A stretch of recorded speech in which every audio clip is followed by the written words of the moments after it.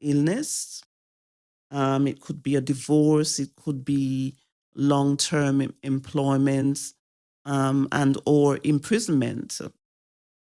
And it's really very much about self-transformation. It's about the inner self becoming better than you were before the challenge presented itself. And it helps us to see that the obstacle course is really very much a trigger. It's a trigger for me to face the challenge and become the change that I wish to see in the world. From a spiritual perspective, that's what anti-fragility actually means. So anti-fragility really is very much about turning adversity into advantage, turning an adversity into an advantage. And as we would say in the Brahma Kumaris, it's not like going to your auntie's home. It's can be quite a life-changing obstacle course to contend with. So in a world of constant change and uncertainty, how can we not just survive, which is to endure? How can we not just survive, which is to endure, but thrive, and which means prosper in those kinds of circumstances, in those situations? So how is it possible for us to, and I'm going to show an image, hopefully it will come up on the screen. Great, fantastic. So there's that tree really growing in very, very hostile, harsh conditions. Yet, what is it that's happening with the tree? That tree is not just surviving, is it? It's not just enduring. That tree is thriving and it looks prosperous, doesn't it? And I think this is what this topic is very much about in terms of our story as human beings. So I want to just really touch on a story of a young man that I read about. And it's a story of resilience and robustness. And it concerns this successful racing driver and sports specialist. And he's now 25 years old. At 17, at the age of 17, he lost both his legs in a major motor racing accident, both his legs. And at the point at which it happened, he made a decision. He said, I'm not going to be that fragile little thing, meaning that he knows he's not going to get his legs back, but he was intent on making sure that that incident did not create an identity for him that he had to take on, that he couldn't do anything about. So he basically said, I'm more capable than what this situation has created for me. And as a result of that, in less than a year, he was back on the racing track, competing again. And now, at the age of 25, 8 years later, he's one of the most successful Paralympians and sports pundit. Would you believe it? In 8 years later, what on earth did he do to be able to get to that place? Basically what he did was he trained hard to become the greatest Paralympian, which meant that he trained his brain, he trained his mind in sports activities such as running, swimming, cycling, and even competing in one of those strictly dancing TV programs, which required him to train up to 20 hours a week.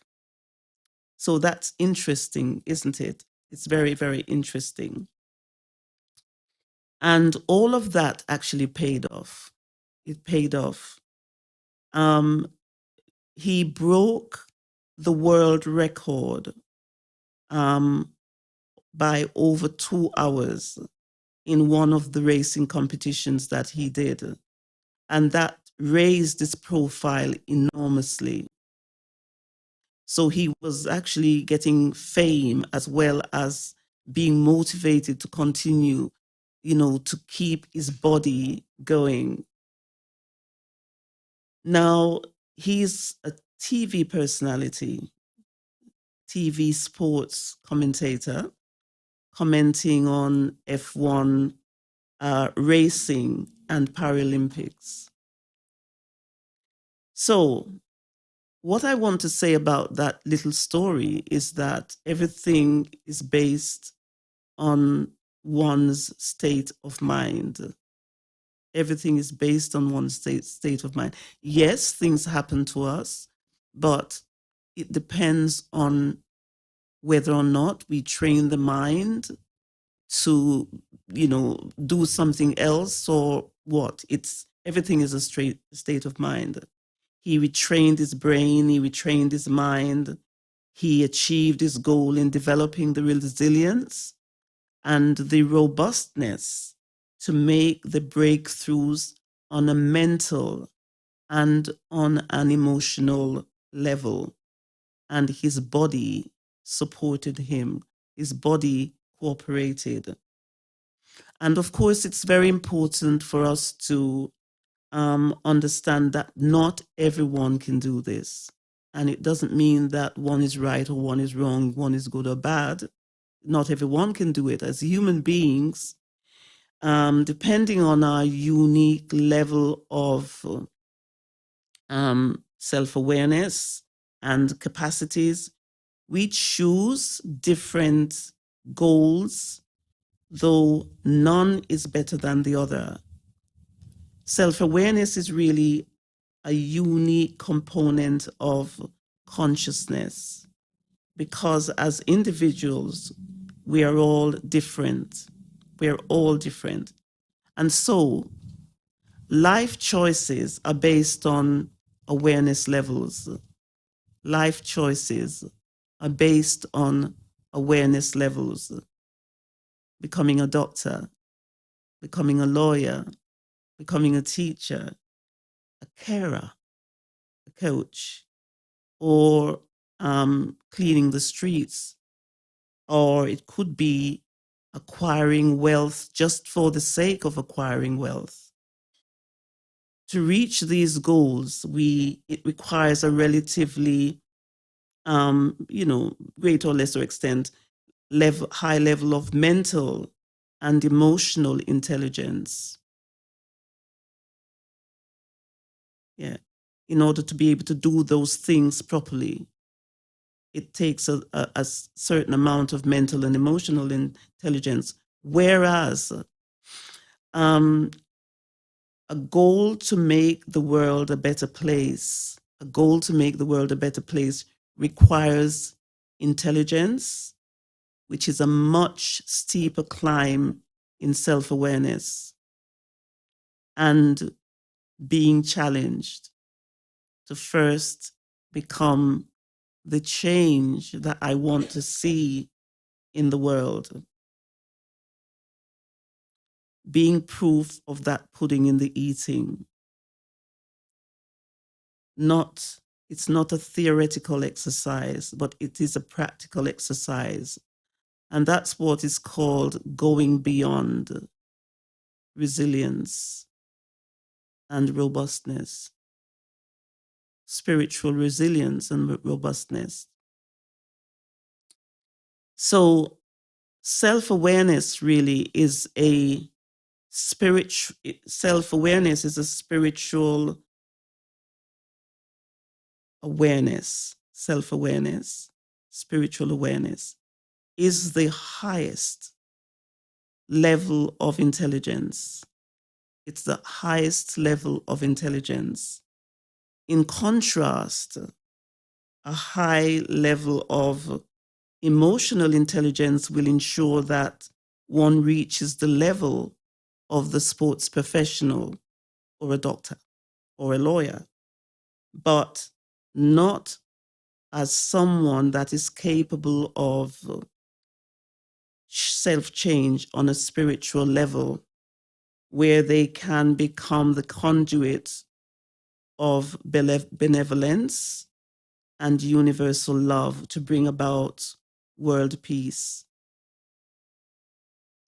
Spiritual intelligence basically takes us beyond the frontiers of human consciousness.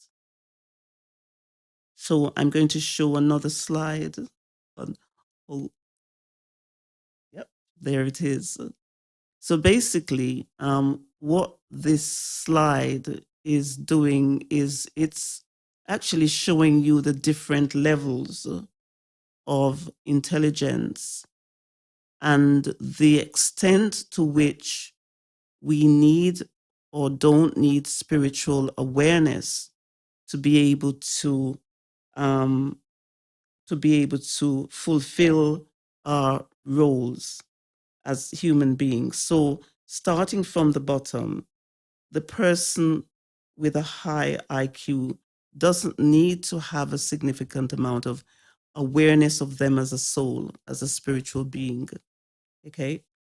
There is that mental ability, mental agility that enables them to focus, to concentrate, to be determined, and the kind of aptitude in terms of the prerequisites that they need is ability and skills and aptitudes. You have a lot of people who've got a very high IQ, but in terms of their emotional intelligence, they're at the bottom of the scale. Then you move up to the next level, emotional intelligence. That's where we begin to tap into self-awareness, and we begin to touch on those qualities and virtues that are akin to the soul, that are innate, inherent to who we are as spiritual beings. And of course, you can see on the prerequisite side, there are lots of values-based awareness that's there: respect, tolerance, cooperation, etc., etc. And then moving up the next level is where only a few of us can really say that we are there. When we are aligned with non-physical self, the original eternal self, the soul, and the prerequisites being our qualities really embody higher consciousness. I'm actually talking to you about these different levels for a particular reason that I will touch on in a minute. But just to say that spiritual robustness and resilience is enhanced, which goes beyond the physical, the mundane. It's knowing that I am a soul, and that as my parents, I am inextricably linked, aligned to the Supreme Father, the Supreme Soul. In other words, God. Yes? So awareness really is the signpost to spiritual intelligence. Whereas emotional intelligence is about being mindful of my thoughts, being feelings, and my emotions and words, spiritual intelligence is truly about understanding the eternal, immortal, non-physical part of my identity as the energy that actually sustains my body, and using that understanding actually to direct how I think, how I relate to myself, how I relate to others, and how I relate to the world.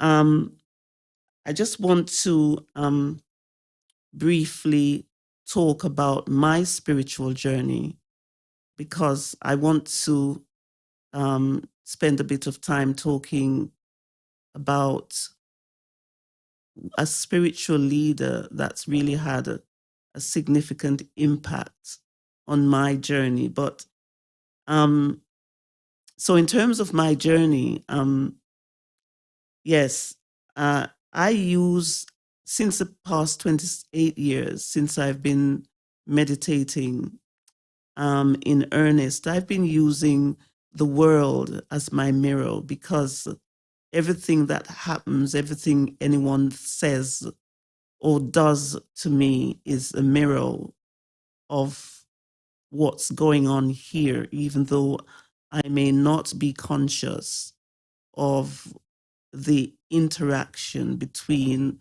what the person is doing to me or saying to me. There is a reason why that is taking place. So I'm really trying to use the world as a mirror to see how spiritually resilient and robust I've become, which is very much about going beyond the mundane personality, and in taking responsibility and becoming that change that I talked about, that I wish to see in the world. Remember, spiritual resilience and robustness requires becoming the change we want to see in the world if we are really wanting to go there. We can't do it without reflecting on what's going on here. So we are looking through a mirror as we live in the world. So, so doing that, I can now see how, for example, I have taken on every identity, every label of illusion that the outer world projected onto me. And in all that time, I have been in reaction. I've been seeing the pink finger, I've been feeling as if I'm being abused, not realizing that the world was reflecting something back to me. And of course, starting meditation and engaging with spiritual knowledge, of course, I realize I'm not this body. I'm not this race. I'm not this gender. Even the personality traits that I've developed, I'm not that. It's not me. I'm a soul, the highest, the most sacred version of my identity that's occupying this body to experience and to express myself. Yes, I'm still in work in progress. However, the more spiritually strong we become, the more challenging the obstacle course in life becomes. And it's actually there in order to show us how spiritually strong and resilient and robust we are. So I just want to talk now about my experience of this spiritual leader that I came across. I was so privileged to know. This spiritual leader for me was an embodiment. They've since left, deceased, left the body. And they were an embodiment of anti-fragility for me. And the name of the person is Daddy Yankee, whom most of you will know of or heard of. I met her 28 years ago when I first became a Brahmin. And when I met her, it was that point at which my journey, my spiritual journey, began in earnest. And just to say just a couple of things about her, she came to the UK from India in the mid-70s, and she brought to the UK the knowledge of Raj Yoga and of the knowledge of the Brahma Kumaris World Spiritual University. And when she arrived, she had nothing to her name. But she often said a small suitcase. She had a small suitcase. And she slept on floors. She shared spaces with people, in living in accommodation that was shared with other tenants. And with a small group of spiritual companions, she started from scratch with nothing, and finally built a really impressive organization, spiritual organization that is international. It has retreats all over the world, lots of retreats in the West, centers throughout the West, throughout the whole world. And without saying too much more about her, my first encounter with her left me quite stunned by the vibrations of peace that she came into that room with. The room was filled with 80 to 90 people, and I was just amazed at how her presence impacted that whole space in such a tangible way. It was like an out-of-body experience for me. And I was just sitting there thinking, oh my gosh, I want to be like her, which explains why I'm sitting here talking to you this evening. I can give her wholeheartedly. I can give her that credit. So Daddy Yankee was and is still remembered as being an embodiment of spiritual resilience and spiritual robustness. I'm still learning to use the world, as a mirror, difficult as it may seem sometimes.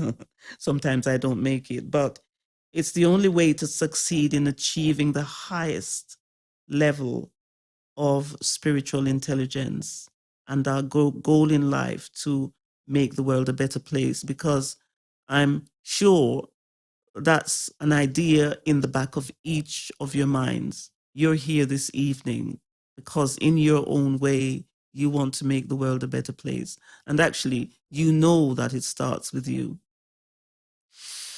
Okay, so just moving on. So to operate from this spiritual level, what do we need to do? What do we need to do? Just really tapping into the whole thing about self-awareness, self-belief and hope at this level of awareness empowered Daddy Yankee, spiritual intelligence, empowered Daddy Yankee to fulfill her purpose, despite the obstacles, despite the curved balls that she will have been thrown, because they were thrown a lot of curved balls, and there are lots of stories to corroborate with what they were. But despite the curved balls, the challenges, the obstacles, she didn't allow her mind to be weighed down by those situations. going back to the sports professional, she didn't allow herself to be weighed down. She just kept going because she had a vision, like he had a vision. She had a vision and it was going to be fulfilled.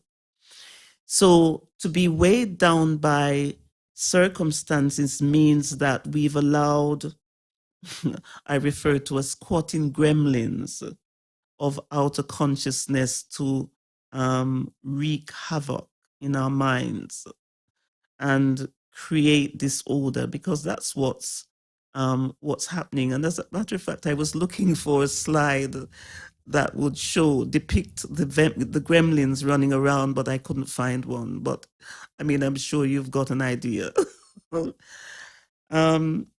So to move the scotters out and reclaim our property, our minds, our brains, we need to understand that intrinsic to self-awareness is self-belief.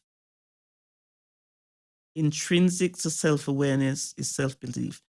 The sports professional, he believed in himself. Daddy Yankee believed in herself. And I suppose one of the reasons why I'm sitting here this evening is that I also believe in myself. Yeah. Yes. So, and what that is it's very much a return to essence, a return to my natural state of peace and purity. Because when that happens to me, it's also happening to the world automatically. Self-belief is really the first component of self-awareness. It's the first component of self-awareness. I'm going to show another slide. And it means that without this as the starting point, it will feel like I'm climbing up an escalator that's coming downwards and I'm not getting anywhere fast. So let's look at self-belief. So the diagram that you can see on the screen is very much about our consciousness. Consciousness and awareness are interchangeable as words. So it's what happens in our consciousness in terms of how we live our lives. These are the components of consciousness, components of awareness. Everything starts with belief. Everything starts with belief.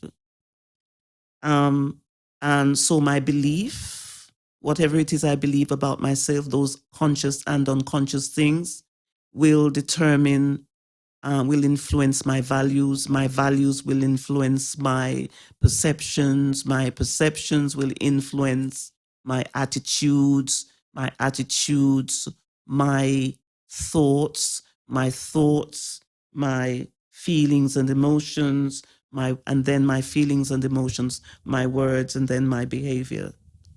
So it's very, very important for us to understand that deep inside of us, there is something that we believe about ourselves that's creating the havoc, that's there at that level where the gremlins are running around, that needs to change.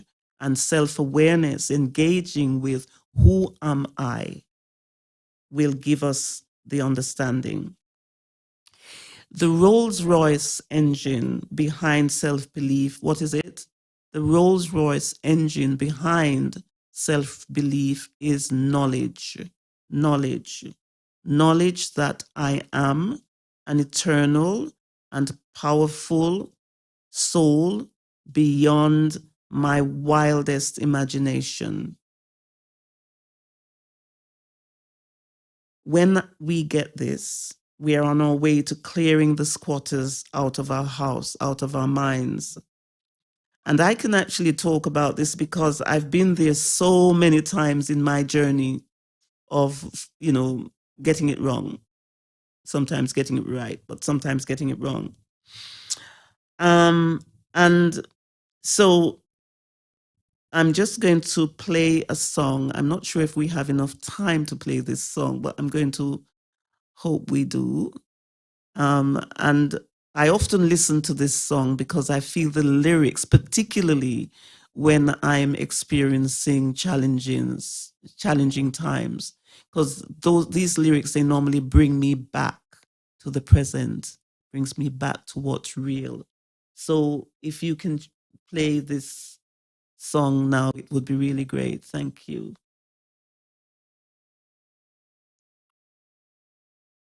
To the present, brings me back to what's real. So if you can play this song now, it would be really great. Thank you.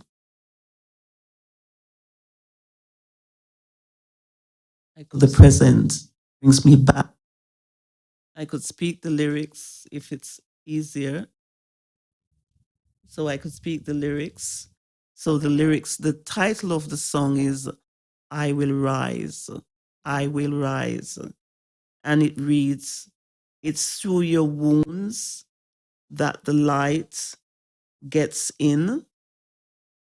It's in the darkest room. I could speak the lyrics if it's easier. It's in the darkest room. The lyrics. So the title of the song is I Will Rise. I Will Rise. And it reads, it's through your wounds that the light gets in. It's in the darkest room. I could speak the lyrics if it's easier. It's in the darkest room. The lyrics. So the title of the song is I Will Rise. I Will Rise. And it reads, it's through your wounds that the light gets in. It's in the darkest room. I could speak the lyrics if it's easier. It's in the darkest room. The lyrics.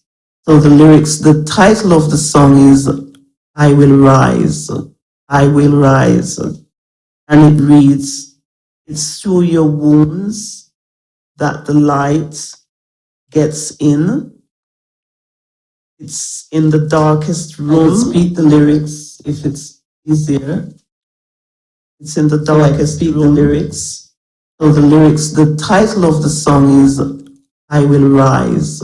I Will Rise. And it reads, it's through your wounds that the light gets in.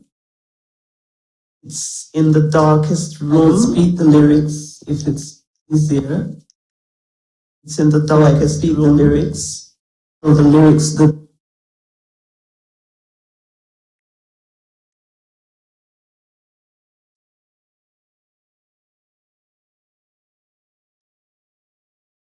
No, it's a glitch, isn't it?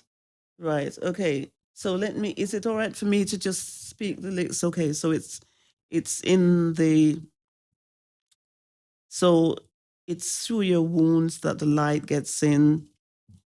It's in the darkest room that the candles glow. It's at the bottom of the deepest well that the softest earth will break your fall. It's on the mountains that I learned the most. It's when I fell down that I knew my strength. It's not my mistakes that tell me who I am, but what I do with them that I will become. I will rise like a poor child given a chance. I will rise like the sun up to the clouds. And when I fall, I'll fall gracefully. For when I fall, I'm given wings. Perhaps you might want to play that at the end. Yeah, at the end, if it's possible. Okay. So where are we? So we can move the squatters out and reclaim our property through meditation. And we use focus, concentration, imagination, and visualization in our meditation practice to clear out those squatters, to bring peace, calm, and contentment to the mind. I just want to briefly look, I know we're running over time now. I just want to briefly look before I finish at the mind. So a fragile mind is actually synonymous with a darkened room. And what that means is that the sun cannot shine through to express itself naturally when the room is pitch black. And it means in those circumstances, the room is overcrowded with gremlins of waste and negative thoughts. And it's like you're in a prison, a darkened space of expectations, regret and regrets, no room for hope, which is light, which explains why in the darkness, we can't see the woods from the tree. There's a lot of confusion. So now what I'd like to do is just to gently move into a guided meditation. So perhaps you might like to just play some soft music in the background.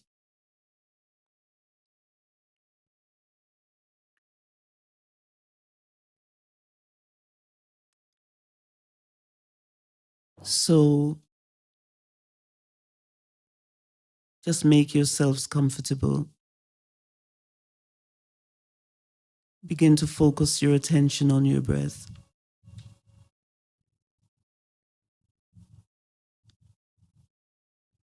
Allow the breath to take your attention away from the noise, whatever concerns there may be in your mind.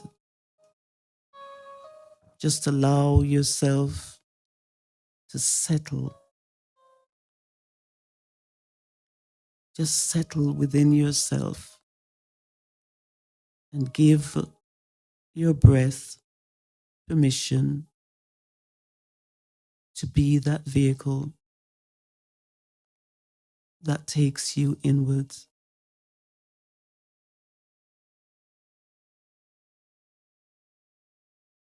To become anti-fragile, resilient, and robust. Begin to cultivate hope from within, to illuminate the darkness. And just imagine that your body is a house, and that house is inhabited by you, the soul, and your consciousness determines the quality of your health and your well-being. Just remember that a cluttered, unkempt house, untidy house, is a sign of a disorganized, fragile mind, always feeling down.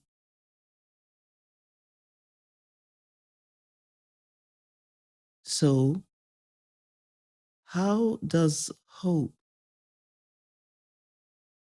fit in?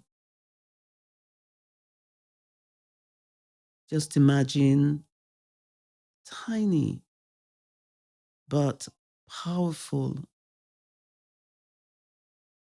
lays a beam of light, piercing through a small hole, really tiny pinprick small hole in the wall of this darkened room. And this tiny laser beam of light is penetrating the darkness. It makes its way into the room. And as you focus your attention, keeping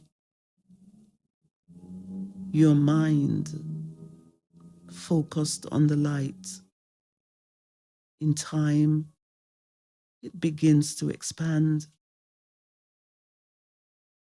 and the room is filled with light.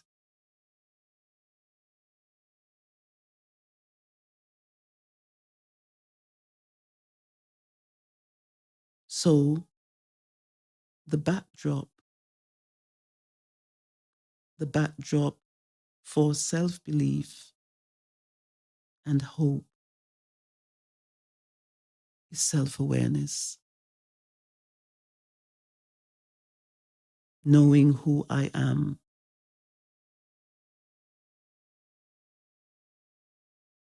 Knowing that my journey as a soul is predestined.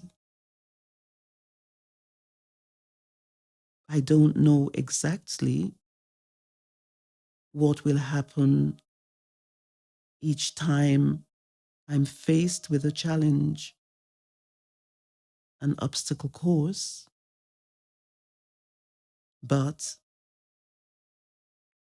I strongly sense that despite the obstacles, everything will be okay. Self-belief and hope is an inside-out approach in becoming anti-fragile.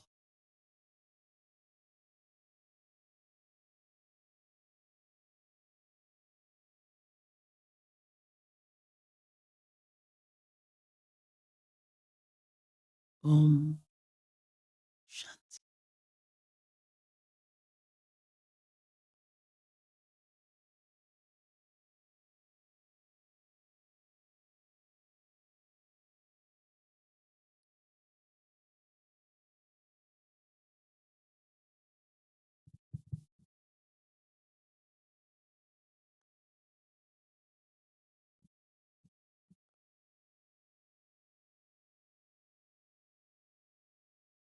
Thank you, Nina, for the wonderful talk and all the tools and tips given.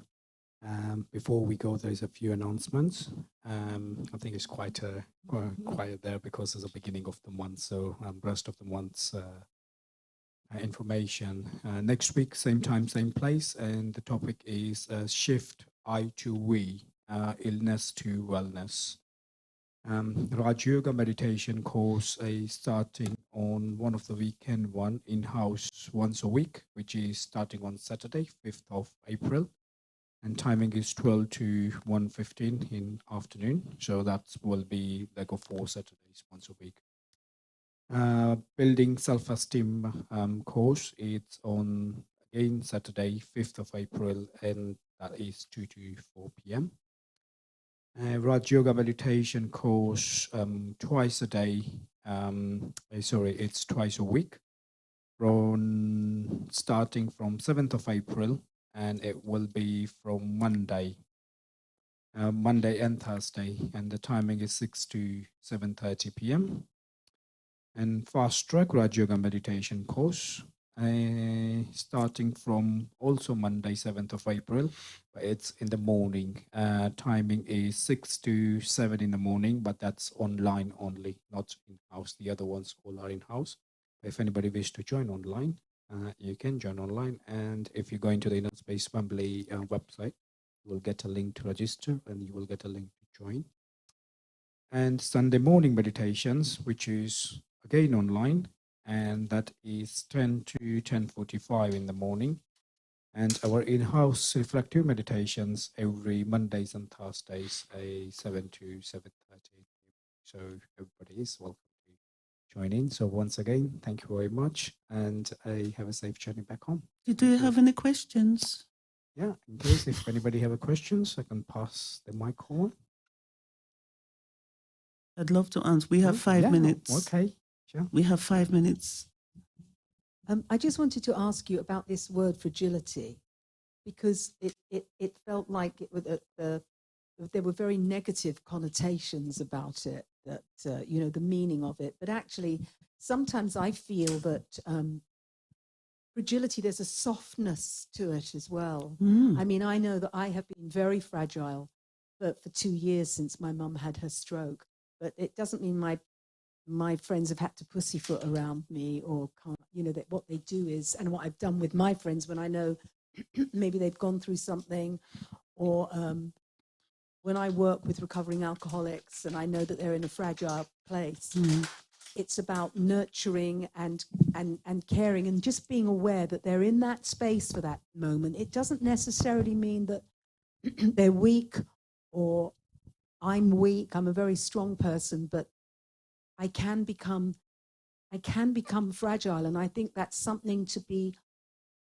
honored and respected. Absolutely. Rather than think of it as something that is, what was the other? Anti-fragility. Anti-fragility. So I just wanted to say, because I think, obviously every single thing that has been said has been amazing and is absolutely true. But when I was hearing that, I thought, wow, I know when I've been fragile, and I know when my friends have been, and actually it's not been a volatile this or that, or people have got to be wary. If anything, I have found so much love coming towards me when I'm fragile, and I give so much love to someone who's fragile. So I think there is that element to No, it as absolutely, well. totally. In fact, at the university, thank you very much for the it's not a question in as much as it's a statement, and I think it's needed for us to have that balance. In the university, we have this saying, wherever we're at, we're perfect. I'm perfect as I am, and there's room to progress. Because if I don't accept the fact that I'm feeling sensitive and embrace that in the moment, then I'm not allowing the soul to express itself. Because there's a part of me that I am disidentifying with and I am shutting down. So what you're talking about is the importance of embracing all of me, warts and all. So thank you very much. That's why I really love the questions, because it gives more of a balance, perspective. Thank you so much. Anything else coming from anyone? And also, forget to mention, in line with tonight's theme, we have a book called Breaking Through the Darkness. It's available in the shop, so you can browse through. Yeah, that's good. Out. Yeah. Do you have a question? Any more questions or comments? Could be a comment. Thank you. That's very good. Thank you. I'm glad I asked. Yeah. Yes, there's one over there. Okay.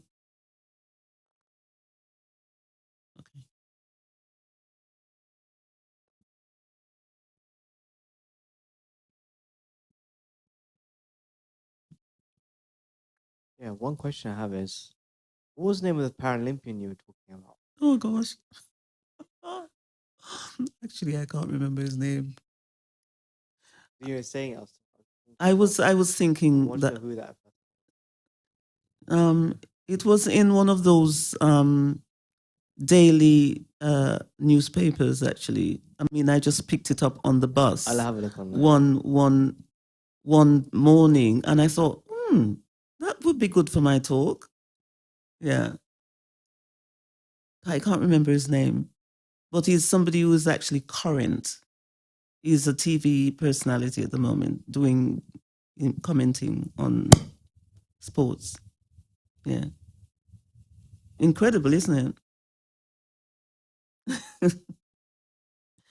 Okay. So thank you very much again for coming and listening. And I hope that you'll have taken away something with you this evening that will give you food for thought at least. Rise like a poor child given a chance, and I will rise like the sun up through the clouds, and I will rise every time that I sing. And when I fall, I'll fall gracefully, 'cause when I fall, I am given wings. And I will rise like a poor child given a chance, and I will rise like the sun up through the clouds, and I will rise every time that I sing. And when I fall, I'll fall gracefully, 'cause when I fall, I am given wings. When I fall, I'll fall gracefully, 'cause when I fall, I am given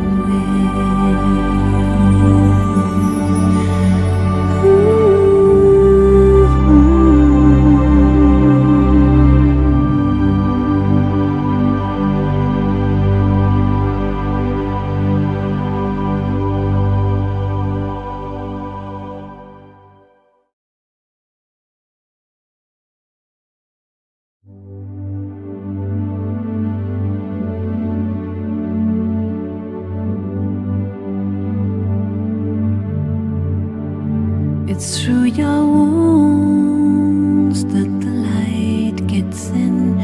It's in the darkest room